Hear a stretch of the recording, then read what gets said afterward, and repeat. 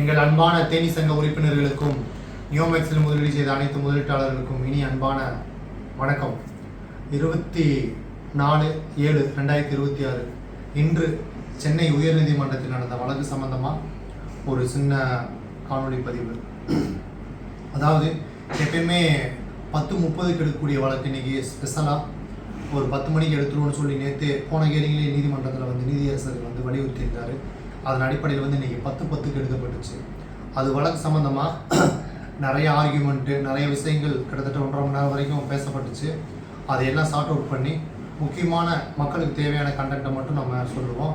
Order 1 by 1 அந்த மாதிரி length எடுத்துகிட்டு போனால் வீடியோ ரொம்ப தூரம் போயிடும். அதனால் நம்ம ஷார்ட்டாக சொல்கிறதுக்கான முயற்சி கொஞ்சம் எடுத்துருக்கோம். அதை மட்டும் ஷார்ட்டாக சொல்லுவோம்.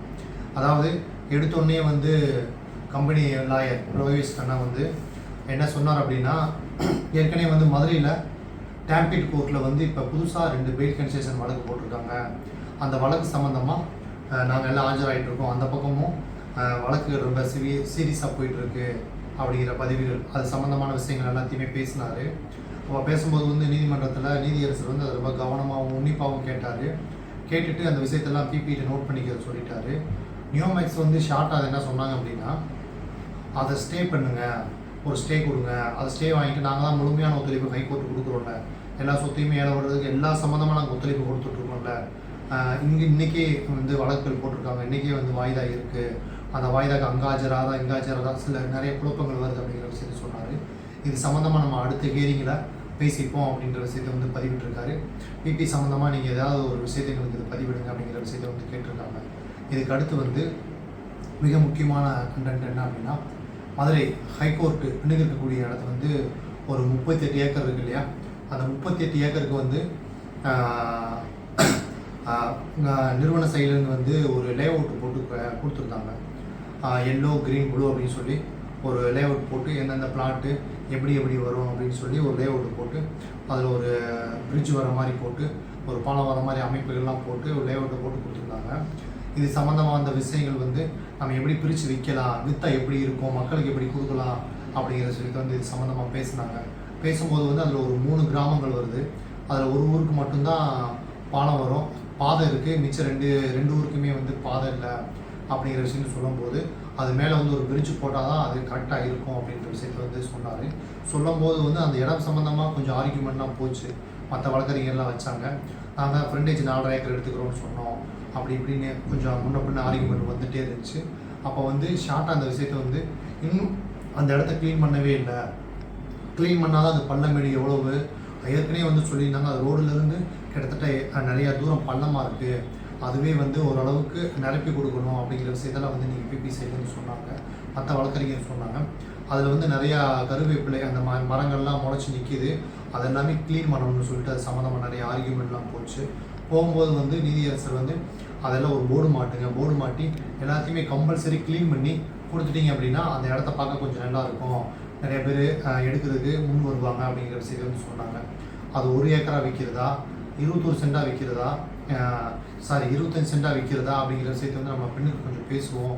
இப்போதைக்கு அந்த இடத்த ஃபுல்லாக க்ளீன் பண்ணிட்டு வாங்க, ரெண்டாவது நம்ம அந்த விஷயத்தை எப்படி பிட் பண்ணுறது அப்படிங்கிறத நம்ம முடிவு கொண்டு வருவோம் அப்படிங்கிற விஷயத்தை சொன்னார். அதுக்கடுத்து முதலீட்டாளர்கள் கவனிக்கக்கூடிய ஒரு முக்கியமான பதிவு என்ன அப்படின்னா, இது வரைக்கும் ஏலம் எடுத்தவங்க எல்லாமே ஓகே.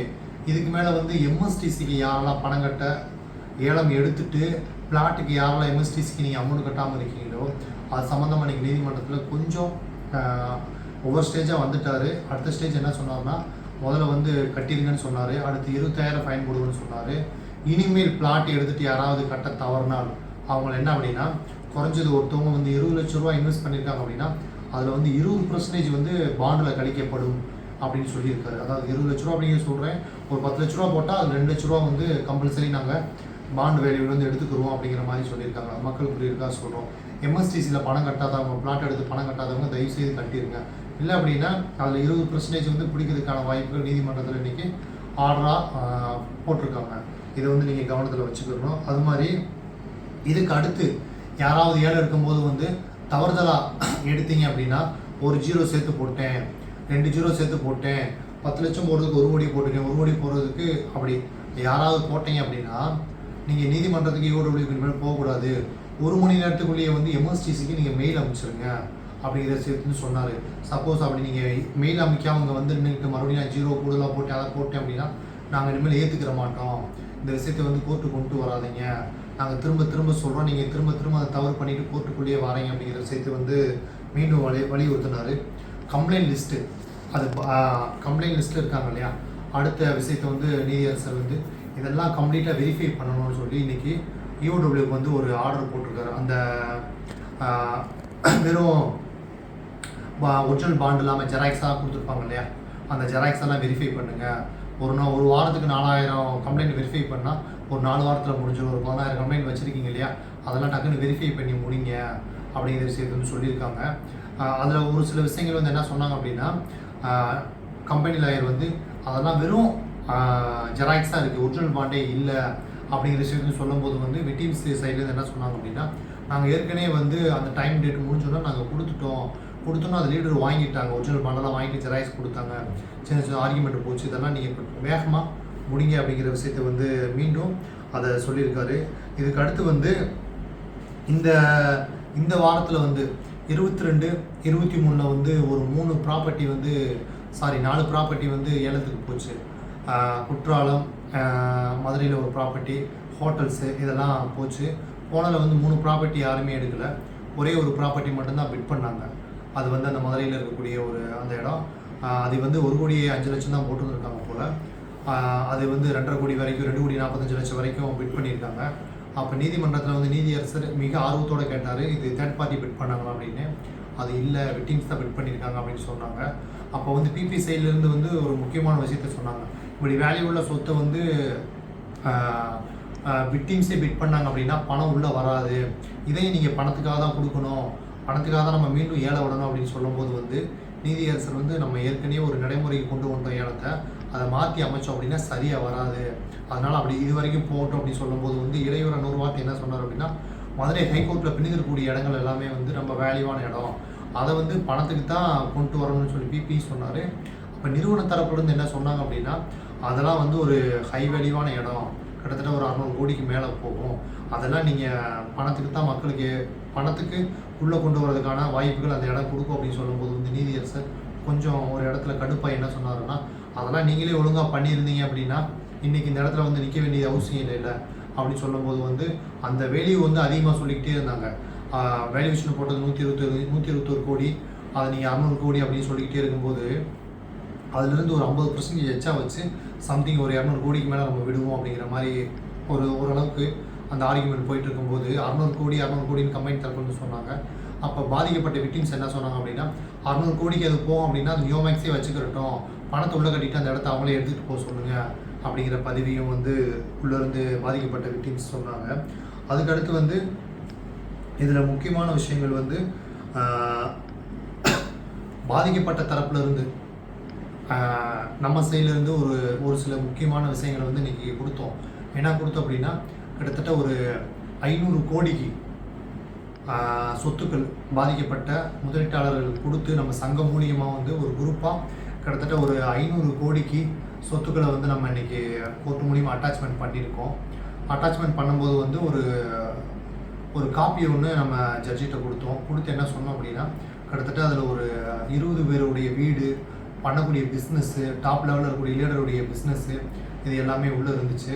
அதெல்லாமே வந்து நம்ம குறிப்பிட்ட அந்த விஷயத்தை வந்து சொன்னோம்.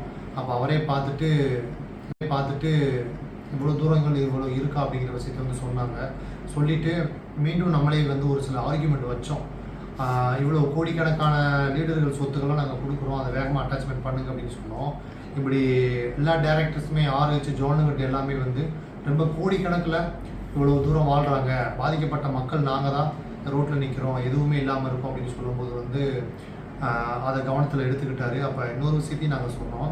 என்ன அப்படின்னா, MSTCயில் கட்டின அமௌண்ட்டு கூட எல்லா பாதிக்கப்பட்ட மக்கள் உள்ளே போட்டு இந்த MSTC கட்டின அமௌண்ட்டு கூட இன்னும் ஏலத்துக்குள்ளே வரலை, ஏலத்துலேருந்து பாதிக்கப்பட்ட மக்களுக்கு யாருமே எடுக்கலை, ஆனால் வெளியே கோடிக்கணக்கில் வந்து லீடர்ஸ் எல்லாமே சொத்துக்கள்லாம் வித்துட்டு இருக்காங்க அப்படின்னு சொல்லும்போது வந்து அவர் என்ன சொன்னார் அப்படின்னா, குறுக்கிட்டு அது எல்லாமே பிளாக் மணியில் வாங்குறாங்க, இங்கே வந்து பியூர் ஒயிட் மணியில் வாங்கணும், அதுதான் அங்கே பிரச்சனையாக இருக்குது அப்படிங்கிற விஷயத்தில் இன்றைக்கி நீதிமன்றத்தில் நீதியரசர் வந்து மீண்டும் சொன்னார். இதில் வந்து நம்ம குறிப்பிட்டு ஒரு விஷயத்தை வந்து பதிவிட்டிருக்கோம். திருச்சியில் ஒரு 4 முக்கியமான லீடர்கள் முக்கியமான லீடர்கள் அப்படின்னா ஏஹெச், ஆர்ஹெச், ஆர்ஹெச் அப்படின்னு சொல்லி ஒரு 3 கேட்டகரியில் எம்எம்மாக இருந்தவங்க 4 பேருமே. அந்த 4மே நம்ம ஃபோட்டோஸ் எல்லாம் போட்டிருக்கோம். இன்றைக்கி அவங்களுடைய பேரோட நம்ம அக்யூரேட்டாக நீதிமன்றத்தில் வந்து வெளியிட்டிருக்கோம். அப்போ சொல்லும்போது வந்து நீதியரசர் என்ன சொன்னார் அப்படின்னா, இது சம்மந்தமாக எல்லாத்தையுமே உங்களை விசாரிக்கிறதுக்கு நான் கூப்பிடுறேன் அப்படிங்கிற செய்தி வந்து அவர் சொல்லியிருக்காரு. சொல்லியிருக்கும்போது வந்து வெளியே வந்தோம் ஈவோடைய தரப்புலேருந்து வந்து நாளைக்கு உங்களுக்கு நாங்கள் கூப்பிடுறோம், அவங்கள கூப்பிட்டு வந்து சொல்லுங்கன்னு இருக்காங்க. அவங்கெல்லாம் சுருக்கமாக சொல்லணும் அப்படின்னா, அந்த முக்கியமான 4 லீடர்களுமே வந்து மொராய் சிட்டியை குத்தகை எடுத்து இடங்கள்லாம் வித்துட்ருக்காங்க அப்படின்னு நம்ம சொல்லலாம். ஏன்னா அவ்வளோ தூரம் அமைக்க வச்சுருக்காங்க. அமைக்க வச்சுக்கிட்டு இன்றைக்கி அவங்க மேலே எஃப்ஐஆர் கிடையாது, எதுவுமே கிடையாது. நான் யாரை சொல்கிறேன் அப்படின்னு ஏற்கனவே நம்ம குரூப்பில் சொல்லியிருந்தோம். அந்த பரமேஸ்வரன், அந்த குரூப்புகள் தான், சுபாஷ், அந்த 4 பேருமே வந்து நம்ம சொல்லியிருந்தோம்.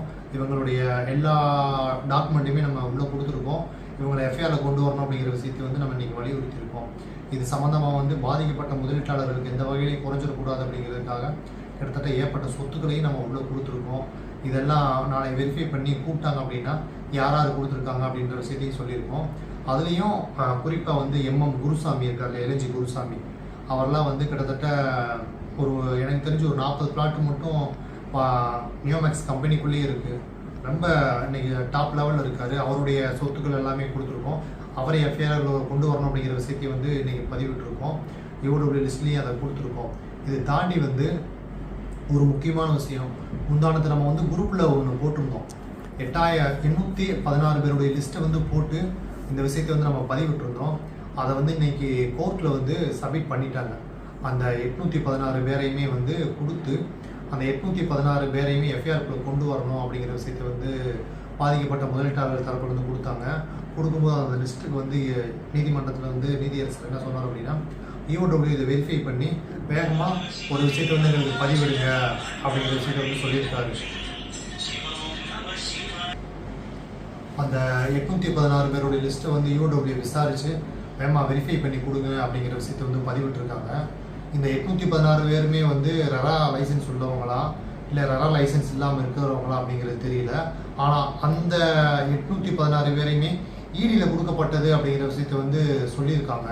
அது என்ன மாதிரி உண்மைத்தன்மை அப்படிங்கிறது இன்னும் ஆழமாக போய் பார்த்தா தான் தெரியும். ஆனால் எல்லாமே வந்து கோடு எல்லாமே வந்து அக்யூரேட்டாக இருக்குது. அந்த 816 பேரையுமே யூடபிள்யூ கம்ப்ளீட்டாக விசாரிச்சுட்டு மீண்டும் ஒரு விஷயத்தை வந்து கோர்ட்டில் கொடுக்க சொல்லியிருக்காங்க. அது எந்த மாதிரி போகுது அப்படிங்கிறத நம்ம அடுத்த ஸ்டேஜில் பார்ப்போம். கண்டிப்பாக அதில் டேரக்டர்ஸு, ஆர்ஹெச், ஜோனல் ஹெட் எல்லாமே வந்து அந்த 816 பேர்லேயுமே வராங்க. அதனால் அது மட்டுமே வந்து மக்கள்கிட்ட பணம் வாங்கி வசூல் பண்ண ஏமாத்துறவங்க கிடையாது. அது மாதிரியே கிட்டத்தட்ட நம்மகிட்ட ஒரு 12,000 லிஸ்ட்டுக்கு மேலே வச்சுருக்கோம். அது கொஞ்சம் இந்த ஸ்டேஜெல்லாம் கடந்துச்சு அப்படின்னா நம்ம கோர்ட்டில் கொடுத்துடலாம் அப்படிங்கிற விஷயத்தில் வந்து நம்ம உறுதியாக இருக்கோம். அதனால் வந்து பாதிக்கப்பட்ட முதலீட்டாளர்களுக்கு யாரெல்லாம் ஏமாத்துனாங்களோ கண்டிப்பாக அவங்களாம் விடக்கூடாது அப்படிங்கிறத வந்து நம்ம உறுதியாக இருக்கோம். அதுவே வந்து இன்றைக்கி பாதிக்கப்பட்ட விக்டிம்ஸு என்ன சொன்னார் அப்படின்னா, அழுத்தமாக நீதிமன்றத்தில் இவங்கெல்லாம் வந்து கோடிக்கணக்கில் ஏமாற்றிட்டாங்க, இவங்களை யாரையுமே சட்டம் விடக்கூடாது அப்படின்னு சொல்லும்போது வந்து நீதியரசர் கொஞ்சம் மேலே போய் ரொம்ப ஆவேசமாக ஒரு வார்த்தை சொன்னார். இந்த நிமிஷம் வரைக்குமே ஏதாவது ஒரு புது கம்பெனி ஆரம்பிக்கிறாங்க, அங்கே போய் பணத்தை போடுறீங்க, போட்டு வந்து இங்கே நிற்கிறீங்க. எல்லா ஸ்கூல்லையுமே எல்லாம் சொல்லி கொடுத்தாங்களே தவிர பணம் சம்பாரிச்சா எப்படி மிச்சம் வைக்கணும், எங்கே போடணும் அப்படிங்கிற விஷயத்த வந்து எந்த ஸ்கூல்லையுமே சொல்லி கொடுக்கல. அதனால் நீங்கள் எல்லாம் பணத்தை போட்டு வந்து நிற்கிறீங்க அப்படிங்கிற விஷயத்த வந்து அவர் வருத்தத்தோடையும் கோபத்தோடையும் வெளியிட்டார். அதனால் வந்து 816 பேர் விசாரணை கண்டிப்பாக நடக்கும், அதில் எந்த மாற்று கருத்துமே கிடையாது. அது எந்த ஸ்டேஜில் போகுது அப்படிங்கிறத நம்ம அடுத்த ஸ்டேஜுக்கு பார்ப்போம். அதே மாதிரி பாதிக்கப்பட்ட முதலீட்டாளர்கள் யாராக இருந்தாலும் இனிமேல் ஏலம் எடுக்கிறது கவனமாக எடுங்க. தவறாக எடுத்தீங்க அப்படின்னா அது நீதிமன்றம் ஏற்றுக்கிறாது. நீங்கள் போட்டிருக்க அமௌண்ட்லேருந்து 20% எடுக்கிறதுக்கான வாய்ப்புகள் நீங்களே கொண்டு வந்துடாதீங்க. இந்த மாதிரி முக்கியமான விஷயங்கள் எல்லாமே கொண்டு வந்திருக்காங்க. இது அடுத்த ஸ்டேஜ் எப்படி போகுது அப்படிங்கிற விஷயத்த பார்ப்போம். இதில் எல்லாத்துக்கும் சந்தோஷம் தரக்கூடிய விஷயம், பாதிக்கப்பட்ட முதலீட்டாளர்கள் நம்ம சார்பாக வந்து கிட்டத்தட்ட இன்றைக்கி ஒரு 500 கோடிக்கு அட்டாச்மெண்ட் கொடுத்துருக்கோம். ஒரு 4 பேர் முக்கியமான திருச்சியில் இருக்கக்கூடிய 4 பேர் மேலே முக்கியமானவங்க மேலே எஃப்ஐஆர் போட்டு அவங்களுடைய சொத்துக்கள்லாம் முடக்கி பறிமுதல் பண்ணணும் அப்படிங்கிற விஷயத்தை வந்து நம்ம நீதிமன்றத்தில் சொல்லியிருக்கோம். அடுத்த ஸ்டேஜ் எப்படி போகுது அப்படிங்கிறத கணிச்சு அடுத்து நம்ம ஒரு வீடியோ வந்து இதில் வெளியிடுவோம். நன்றி, வணக்கம்.